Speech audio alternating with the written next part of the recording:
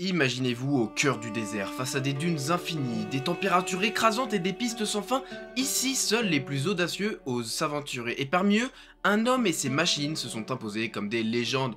Yann de Roy. Plus qu'un pilote, il était un aventurier, un héros des pistes aux commandes des camions les plus impressionnants jamais vus au Paris-Dakar.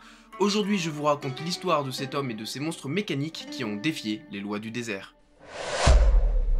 Johannes de Roy, plus connu sous le nom de Yann, est né le 19 février 1943 à Eindhoven aux Pays-Bas. On n'a pas d'informations sur son enfance, donc on se passera de cette période. Petite précision, tout le monde l'appelle Yann, mais son vrai prénom c'est Johannes, mais pour simplifier, nous on l'appellera Yann. Dans les années 70, Yann et son frère Harry se sont illustrés dans le monde du rallycross, une discipline exigeante où Yann a rapidement démontré son talent de pilote.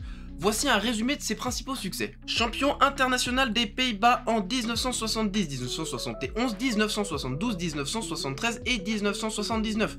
Champion national de rallycross en 1970 et 1971, 4ème place au championnat d'Europe en 1973, 5ème en 1974, vainqueur de la Coupe nationale néerlandaise de rallycross en 1980 pour les pilotes détenteurs d'une licence internationale. Ces titres ne sont qu'un aperçu de son palmarès car Yann a remporté de nombreux autres trophées au cours de sa carrière.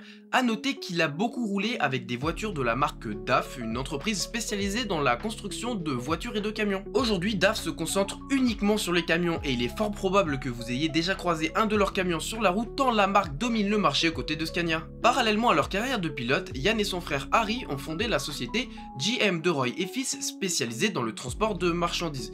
Elle est devenue l'une des plus importantes dans son secteur aux Pays-Bas. Avec leur société, Yann et Harry sont devenus des millionnaires, mais surtout ils ont tissé de vrais liens avec DAF et cela facilitera grandement les choses pour la suite. Juste avant de parler directement des camions DAF au Paris-Dakar, je tenais à vous informer d'un point très important. J'ai passé beaucoup de temps à faire des recherches sur le couple des moteurs, mais vu que personne n'est d'accord, prenez les informations de couple entre parenthèses. Le reste, c'est-à-dire la cylindrée, la puissance, les vitesses et les technologies, sont de sources fiables et sûres. Avant de participer, Yann observe attentivement l'édition 1981 du Paris-Dakar. Cette édition voit 3 Néerlandais concourir à bord d'un DAF 1800. Ce camion pèse 10 tonnes, il est équipé d'un moteur 8 litres développant 160 chevaux et 490 Nm de couple. Ce camion est directement engagé par DAF afin de promouvoir le modèle 1800 en Afrique Nord. Cependant, leur lenteur les place derniers du classement et un abandon s'impose lorsque le copilote se casse le bras.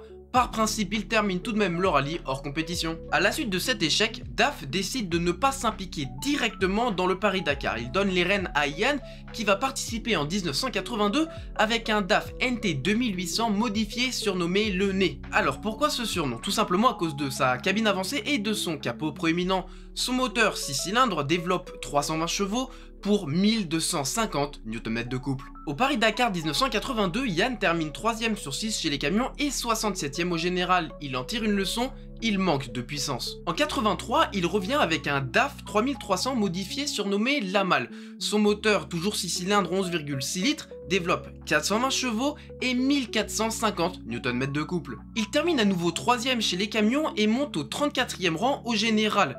Mais Yann, il en veut encore plus et prépare pour 1984 une machine encore plus redoutable. Comment avez-vous eu l'idée de construire un tel camion? L'année dernière, à l'arrivée du rallye à Dakar, je me suis rendu compte que j'avais manqué de puissance pendant toute la course. C'est pourquoi j'ai construit ce prototype. Il a pris ses meilleurs ingénieurs et sur une base de DAF 3300, ils ont créé un putain de monstre. D'après Yann, un moteur de 400 chevaux ne suffit pas. 2 moteurs de 400 chevaux, ça serait mieux, non? Ces fous de néerlandais ont donc mis 2 moteurs, un sur chaque essieu, développant donc au total 800 chevaux, 3000 Nm de couple et une consommation estimée de 80 à 100 litres pour 100 km. Son surnom, le monstre bicéphale, au fait que, pour la blague, ils ont décidé de mettre 2 cabines. Bon, une seule est fonctionnelle, mais moi je trouve l'idée génialissime. Cependant, lors de l'étape entre Tamanrasset et Iferwan, l'équipage casse le roulement arrière gauche et est contraint d'abandonner. Yann apprend 2 leçons, 1. Il est un peu trop lourd et 2. Il manque de pièces de rechange. Pour le Paris-Dakar 1985, Yann et ses ingénieurs ne visent rien d'autre que la victoire. Pour ça, ils prennent un DAF 3300 qu'ils modifient. Ils gardent l'idée de 84 avec 2 moteurs. Certains des 11 millions de fanatiques d'automoto ont mis en doute les performances que nous avons annoncées sur le camion de De Roy. Eh bien, nous vous le répétons, 760 chevaux, 200 km/h sur autoroute, vérifiés au radar de la police italienne.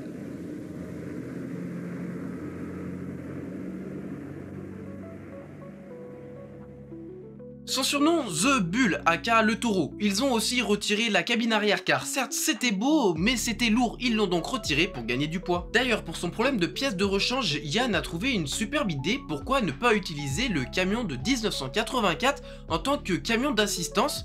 Oui, en 85, le monstre bicéphale de 84 a servi de camion d'assistance. Malheureusement pour Yann et ses équipes, ils ne gagnent pas le rallye chez les camions, ils devront se contenter d'une seconde place, mais il termine 15e au général.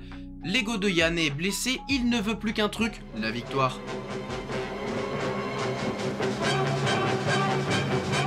Après la rigolade, la haine. Acteur numéro 1, Yann De Roy sur son DAF double moteur. 760 chevaux, 200 km/h, un monstre.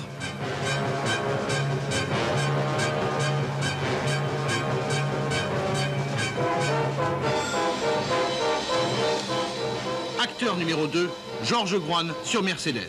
Il ne supporte pas de se laisser doubler. L'an dernier, il se battait déjà avec De Roy. La guerre s'était arrêtée après 2 étapes.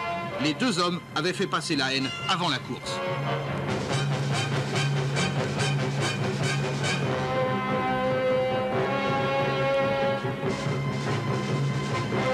Pour l'instant, De Roy a 3 heures d'avance. Mais l'ambiance est chaude.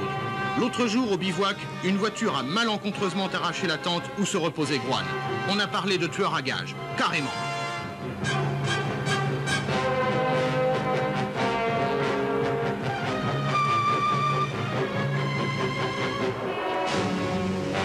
Regardez De Roy. Dans cette étape de montagne, où il devait parfois faire marche arrière pour tourner, sur 250 km de spécial, il n'a rendu que 30 minutes à la Porsche de X. Cela fait peur.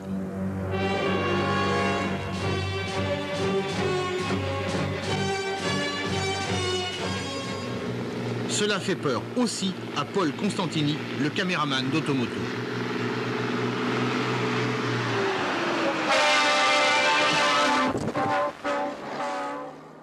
Alors pour l'édition 1986, Yann et ses ingénieurs ont pondu le DAF Turbo Twin.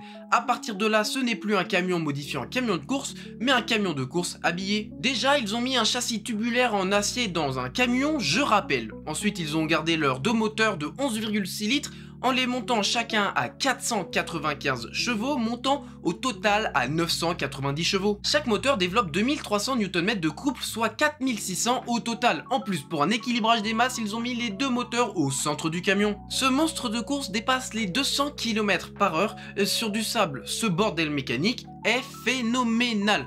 Malgré cette puissance, la mécanique trahit encore Yann qui doit abandonner. Pour 1987, Yann et ses équipes ont pondu le DAF Turbo Twin 2, ils ont refait un châssis en aluminium cette fois-ci, donc ça leur fait gagner 1,15 tonnes. Au niveau du moteur, la cylindrée ne change pas, la puissance elle monte à 1200 chevaux. Je vous rappelle qu'à la base ce sont des moteurs de 6 cylindres en ligne, et au niveau couple on change pas, 4600 Nm. Le camion il va à 240 km/h. Lors de l'édition du Paris-Dakar 1987, Yann De Roy réalise enfin son objectif de gagner le Paris-Dakar chez les camions. Au bout de sa 6e participation, Yann décroche enfin son plus beau trophée. Mais maintenant qu'il sait gagner le Paris-Dakar chez les camions, pourquoi ne pas le gagner tout court? De Roy, à 2 minutes près, le jour où il manquait un contrôle, il ne prenait pas la pénalité forfaiteur de 16 heures et il battait les Peugeot. C'est trop beau, on le suit.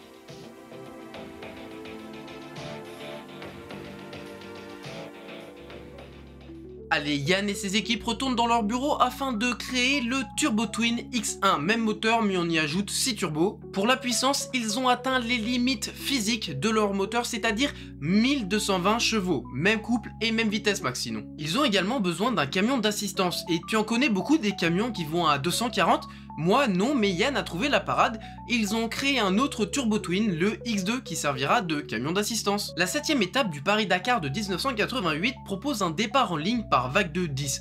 Yann De Roy se retrouve dans le même groupe que la Peugeot d'Ari Vatanen. Il existe cette vidéo légendaire où il y a un putain de camion qui double la 405 d'Ari Vatanen.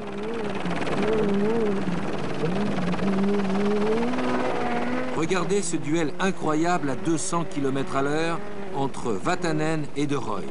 Le vainqueur ne sera pas celui qu'on croit, mais regardez aussi comme le camion rebondit sur les vagues de sable. Dans quelques instants, à cet endroit, le pire se produira pour le DAF d'assistance.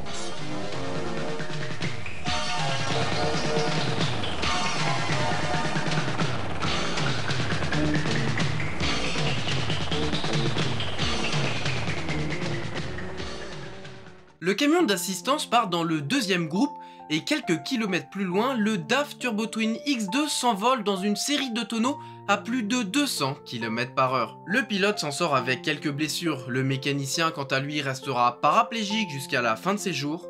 Quant au copilote Kees van Leuvezing, il fut éjecté de la cabine et décédera sur le coup. Yann de Rooij ne s'en remettra jamais, il décide de se désengager du Paris-Dakar et n'y remettra pas les pieds avant 2002. Dès l'édition de 1989, des limitations de puissance et de vitesse seront mis en place chez les camions. En 2002, Yann revient au Paris-Dakar avec son fils et il termine 6ème chez les camions. En 2003, son fils part dans un autre équipage et Yann termine 4ème. Ensuite, il ne termine pas la course en 2004. En 2005, il termine 4ème chez les camions. Ce fut son dernier classement, car en 2006, il est disqualifié.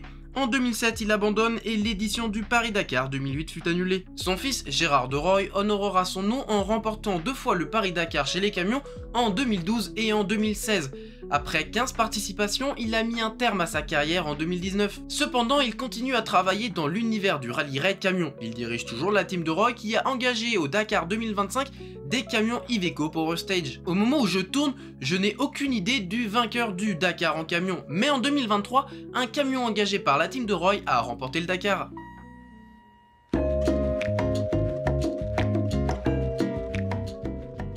Quant à Yann de Rooij, il nous a quitté le 30 janvier 2024 à l'âge de 80 ans. Ainsi s'achève l'histoire de Yann de Rooij, ce titan des pistes, cet homme qui, à bord de ses machines colossales, faisait trembler le désert. À 2 doigts d'inscrire son nom au sommet du Paris-Dakar, toutes catégories confondues, il a prouvé que l'audace et la passion pouvaient rivaliser avec les géants. Si la victoire lui a échappé, son empreinte, elle, demeure indélébile, gravée dans le sable des dunes et dans le cœur des passionnés. Yann de Rooij, plus qu'un pilote, une légende. Voilà, c'est la fin de cette vidéo sur l'histoire de Yann de Rooij. J'espère que cette vidéo vous a plu. N'hésite pas à me dire dans les commentaires ce que je dois améliorer pour la prochaine fois.